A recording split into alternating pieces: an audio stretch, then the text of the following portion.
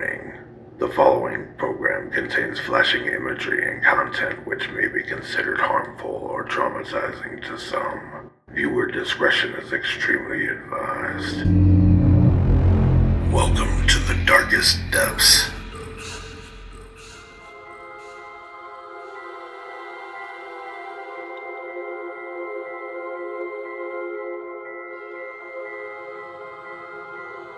When Emmett Till was 5 years old, he contracted polio.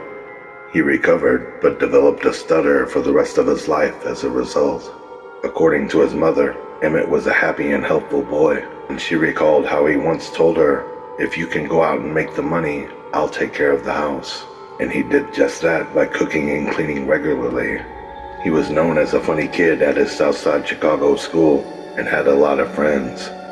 But everything changed for Emmett in the summer of 1955.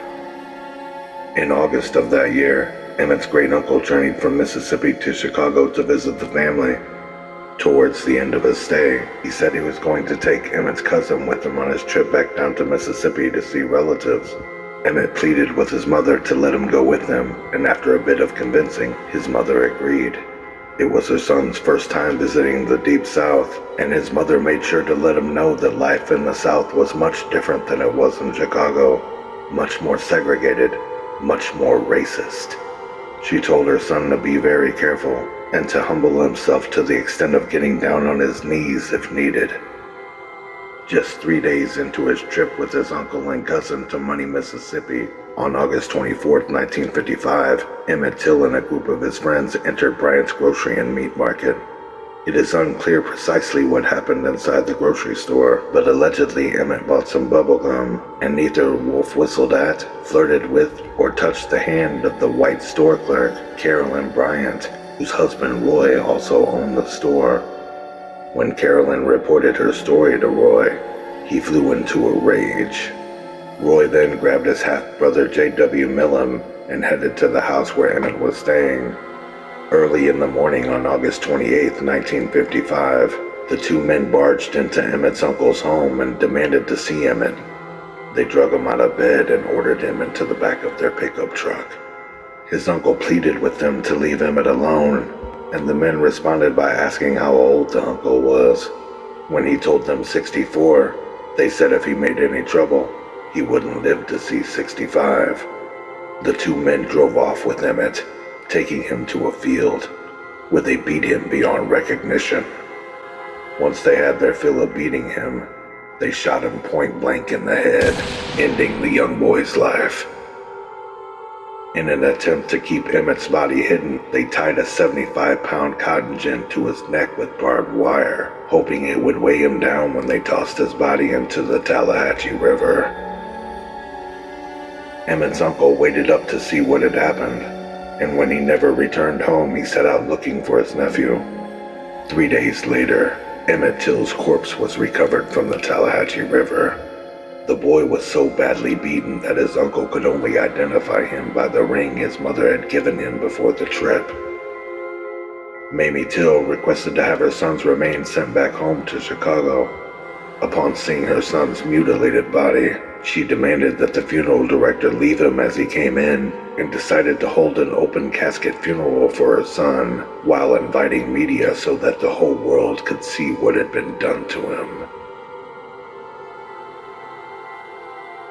Not even 2 weeks after his body was buried, Roy Bryant and J.W. Millam were on trial for the murder of Emmett Till. There were several witnesses to the killer's actions that night, and they were thus the obvious suspects for Emmett's murder and quickly apprehended.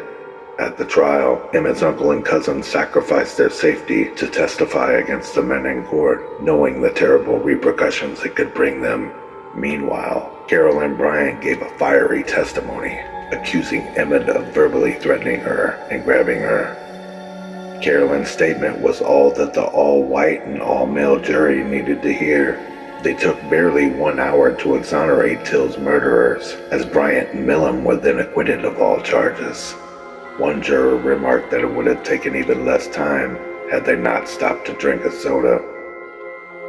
Within a year, Bryant and Millen would confess to the murder to a popular magazine, where they not only gloated that they couldn't be prosecuted due to America's double jeopardy laws, but also received $4,000 for selling their story.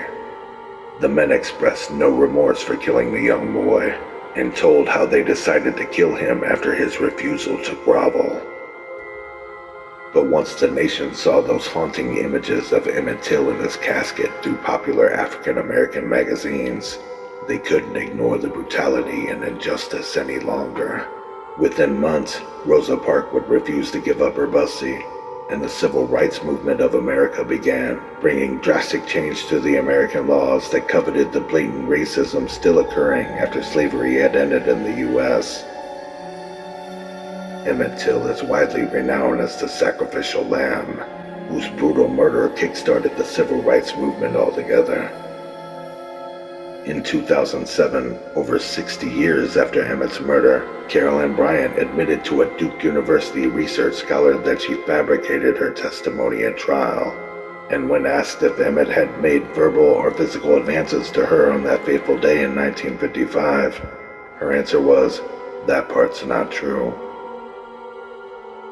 In 2016, the state of Mississippi had to erect a bulletproof memorial for Emmett Till, as the previous two had been used for target practice by racist white people from all over the country. Thank you for watching Darkest Depths. Follow on YouTube, Instagram, and TikTok for the absolute worst that humanity has to offer in true crime and horror. Merchandise available through teespring.com. Episode requests made through darkestdepthstruecrime@gmail.com.